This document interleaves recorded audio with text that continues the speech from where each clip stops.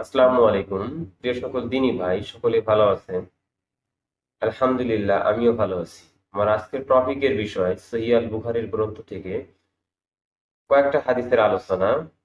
শুরুতেই আমি এতটুকু বলবো, আমার এই চ্যানেলটা শুধুমাত্র দ্বীন ইসলামের স্বার্থে প্রচার করা হয়ে থাকে, অন্য কোনো বিষয় নয়। আর আমরা এতটুকু বিশ্বাস রাখি যে দ্বীন ইসলাম প্রচারের স্বার্থে আমাদের এগুলো করা দরকার, এই এপিসোড গুলো তৈরি করা দরকার, এই ভলিউম গুলো তৈরি করা দরকার, যাতে করে আমাদের পরবর্তী প্রজন্মরা দ্বীন ইসলামের প্রতি আকৃষ্ট হতে পারে এবং মানুষ ছোট থেকে বৃদ্ধ পর্যন্ত এই হাদিসের বিষয়গুলোর উপর আমল করতে পারে। আজকের অধ্যায় নম্বর 40, হাদিস নম্বর 53, বিষয় গনিমতের 1/5 আদায় করা ইমানের শামিল।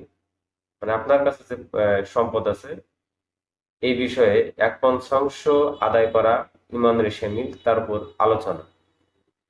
আবু জামরাহ রাহিমাহুল্লাহ থেকে বর্ণিত, তিনি বলেন, আমি আব্বাস রাদিয়াল্লাহু আনহুর সাথে বসতাম। তিনি আমাকে তার সাথে বসাতেন এবং সে আমাকে তার সঙ্গে থাকতে বলতেন। পরিশেষে আমি তার কাছে 2 মাস ছিলাম। এরপর একত্রিত দল হয়ে আমরা রাসূল সাল্লাল্লাহু আলাইহি ওয়াসাল্লামের কাছে আগমন করলাম। নবীজি বললেন, তোমরা কোন গোত্রের? আমরা সেখানে বললাম যে আমরা প্রতিনিধি দলের। স্বাগতম তোমাদের। রাসূল সাল্লাল্লাহু আলাইহি ওয়াসাল্লাম বললেন, যারা অপদস্থ এবং লজ্জিত না হয়েই আগমন করেছে। আমরা আপনার কাছে আসতে তারা বলেছিল যে আমরা আপনার কাছে আসতে বাধা পাই। নবীজি বললেন, কিসে তোমাদের বাধা দিল? বলল যে কাফিরদের বসবাস রয়েছে আমাদের মাঝে। তখন তিনি বললেন, যাতে করে আমরা খুব সহজে আসতে পারি, এটা কারণ যাতে করে আমরা জান্নাতে দাখিল হই।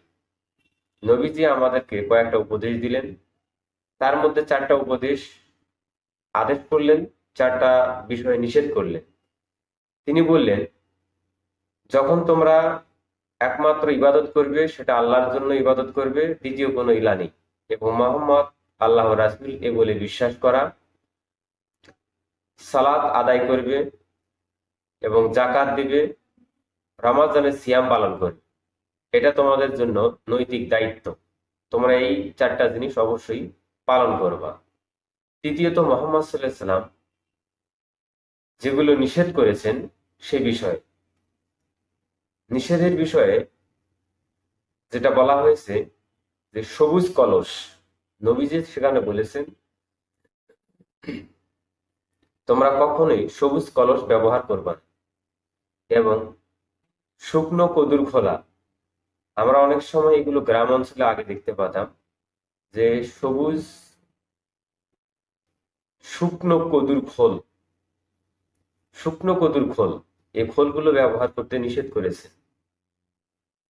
খেজুর বৃক্ষের গুঁড়ি হতে তৈরি বাসন, অর্থাৎ খেজুরের নিচের অংশ থেকে, গুঁড়ি থেকে যে বাসন আসবাবপত্র তৈরি করা হয়, খাবার বাটি অথবা রান্নার কোনো পাত্র তৈরি করা হয়, এগুলো ব্যবহার করতে নিষেধ করেছে। এবং আলকাতরা দ্বারা রঙিন করানো কোনো পাত্র। সুতরাং এখানে বোঝা গেল যে আলকাতরায় দিয়ে কোনো পাত্র রঙিন করা হলে এটাতে রাসূল সাল্লাল্লাহু আলাইহি ওয়াসাল্লাম নিষেধ করেছেন, তার মানে এটাতে অবশ্যই কোনো ঘাটতি রয়েছে। সুতরাং আমরা অবশ্যই এগুলোকে এড়িয়ে চলার চেষ্টা করব।